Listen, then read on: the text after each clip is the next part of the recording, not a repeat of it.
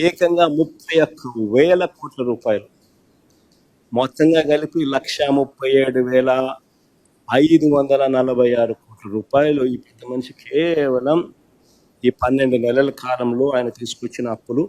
మేము 5 సంవత్సరాలలో చేసిన అప్పులో 41%, 41% ఈ ఒక్క సంవత్సరంలో ఇప్పటికే పెద్ద మనిషి చంద్రబాబు నాయుడు చేసేసాడు.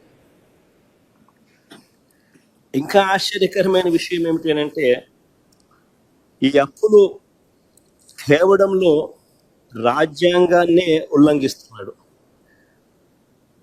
అది అన్నిటికన్నా గ్రేవెస్ట్ సిన్ చంద్రబాబు నాయుడు చేస్తా ఉన్నది.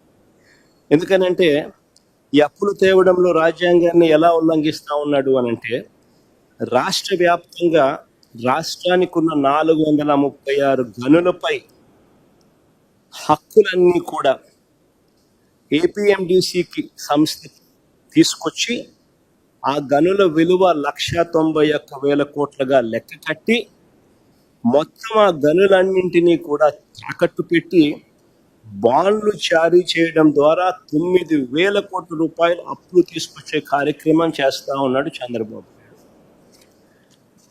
ఇది ఎందుకు రాజ్యాంగం ప్రకారం తప్పు అని అంటే, రాజ్యాంగంలోని ఆర్టికల్ 293(1) ప్రకారం కన్సాలిడేటెడ్ ఫండ్ను తాకట్టు పెట్టి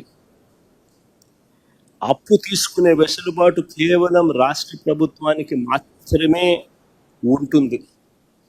కానీ అప్పు కోసం చట్ట విరుద్ధంగా ఏకంగా రాష్ట్ర ఖజానాపై, అంటే రాష్ట్ర కన్సాలిడేటెడ్ ఫండ్పై ప్రైవేట్ వ్యక్తులకు హక్కులు కనిపించిన చరిత్ర రాష్ట్ర చరిత్రలో కాదు, దేశ చరిత్రలో కూడా బహుశా ఎప్పుడు ఉండిండదు. ఇది చట్టరీత్యా నేరం.